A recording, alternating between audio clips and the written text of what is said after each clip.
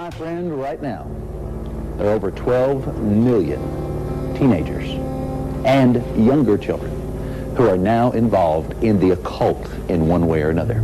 And denying it isn't going to make any difference.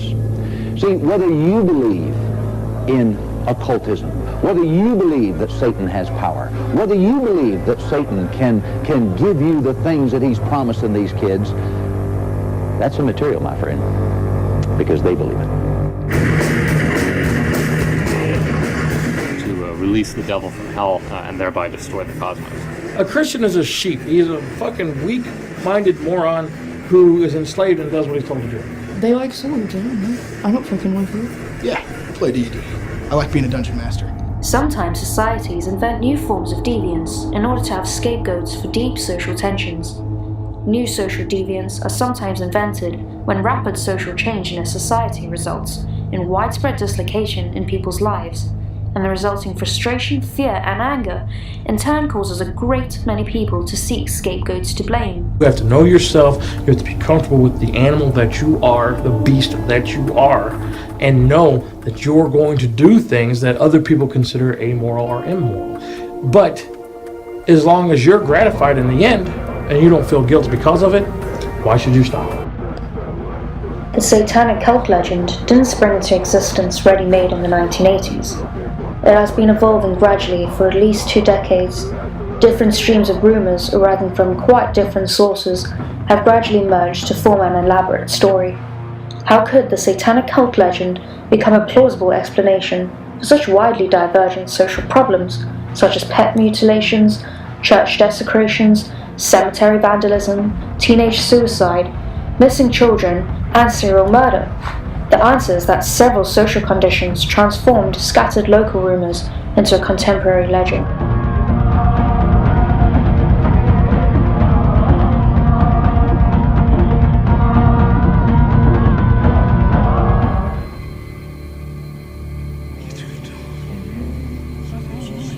During the 1980s, children in Britain began to tell police and social workers of horrific rituals. They described satanic ceremonies in which they said they were sexually abused. The so-called Satanic Panic wrecked families. Accusations were that we was sacrificing babies, sacrificing animals, burning people, taking babies off the street, taking animals off the street and just sacrificing them, cutting the throats, things like that, drinking the blood. The Satanic Panic destroyed the reputation of social workers and put children at greater risk from sexual abuse. There was a climate created of deep distrust of social workers. A sexual abuse network that is extremely bad news.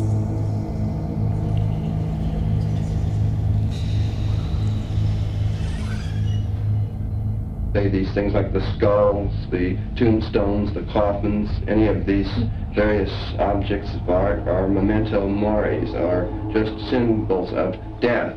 These do not imply in any way that we're the least bit eager to die or have any sort of Freudian death wish. On the contrary, these are constant reminders that death is around the corner, and death doesn't present a better than what we have now world. Can you walk me through the roots of American Satanism? I would state that most ideas of Western Satanism was probably come from the Thule Society back in Germany in the early 1900s. After that, you absolutely have Crowley, who is the most evil man, alive. I mean, when you look at him, his "do what thou wilt" turned into "do your own thing," which is absolutely instrumental in the structure of the 60s, the 70s, even today with Let Your Freak Flag Fly, like that's all based on Crowley. The labels Satanism and Satanic cult are socially constructed stereotypes. In actual social usage, the label Satanism has vague and elastic meanings. In small-town newspaper articles, the label Satanist is applied loosely to a wide assortment of social deviants, including teenage vandals, animal mutilators, gang murderers, and child molesters, all of which are supposedly motivated by worship of the devil. The point is that claims, rumors, and allegations about criminal Satanism and satanic cults ultimately arise from people's socially constructed disposition to find Satanism in many unrelated incidents and activities. Protesters took the heavy rainfall as some sort of sign and even brought their own statue of an angel crushing the devil. For them to come out and want to make a statement that all of this is horrible, it's rotten, they don't. I feel sorry for them. I really, really feel sorry for them. Well, I think it's like an unabashedly anti-Christian event, but I have no problem with that. Just like I don't really have a problem with protesters standing outside telling me I'm gonna go to hell. The unveiling here in Detroit is historic. The Satan statue has never before been seen publicly. The Satanic Temple says the statue is a symbol for what they advocate, the separation of church and state. This country was based on religious freedom, and tonight in what the temple is doing, this is a celebration of true religious freedom.